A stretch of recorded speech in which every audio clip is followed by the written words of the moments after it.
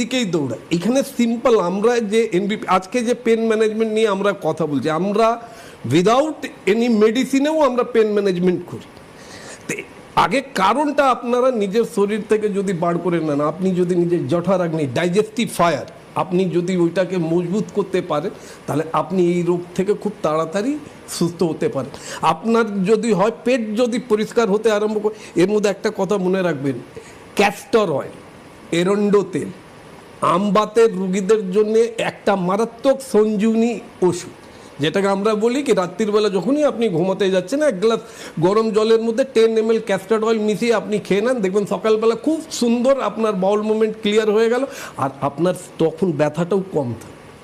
তো এই জন্য আমি আপনাদেরকে বলবো কি যখনই অটো ইমিউনো ডিজিজের দিকে যখন আপনারা জেনে যাচ্ছেন কি এই রোগের জন্য আপনাকে সারা জীবন ওষুধ খেতে হবে, তো দয়া করে একবার অন্তত আয়ুর্বেদ ফিজিশিয়ানদের সঙ্গে কথা বলুন। আর সবথেকে বড় জিনিস হচ্ছে কি এখন তো এনবিপিকে সবাই জানে, এনবিপির মধ্যে যে গ্রুপ অফ ডক্টর আছে, আমাদের খালি কাজ এটাই হচ্ছে কি মানুষকে কত তাড়াতাড়ি আমরা সুস্থ করতে পারি।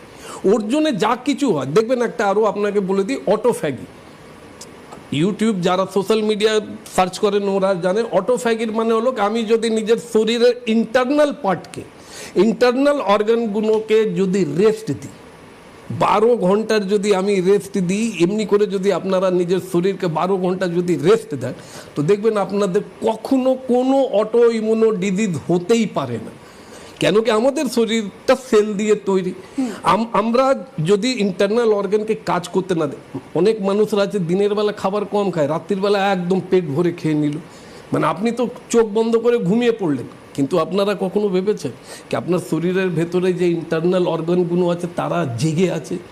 কোনোদিন আপনি 24 ঘন্টা আর 32 ঘন্টা জেগে একটু কাটিয়ে দেখুন, আপনি নিজেই দেখবেন কি আপনার শরীরটা, আপনার মন মেজাজটা কেমন হয়ে গেছে। ঠিক ওইভাবেই আমাদের ইন্টারনাল অর্গানগুলো, ওদেরকে আমরা যদি রেস্ট না দিই, এই জন্য আমি প্রত্যেক অটোফ্যাগি মানে হলো 12 ঘন্টা আপনার যা ইচ্ছে তা খান, সকাল 9টা থেকে রাত্রির 9টা অবধি, কিন্তু রাত্রির 9টার পর থেকে সকাল 9টা অবধি একদম কিছু খাওয়ার দরকার নেই। আর যদি খিদেও লাগে আপনি যে কোনো উষ্ণ গরম জল আপনি খেয়ে নেবেন, দেখবেন খুব সুন্দরভাবে আপনি ভালো হতে পারেন। একদম একজন দর্শক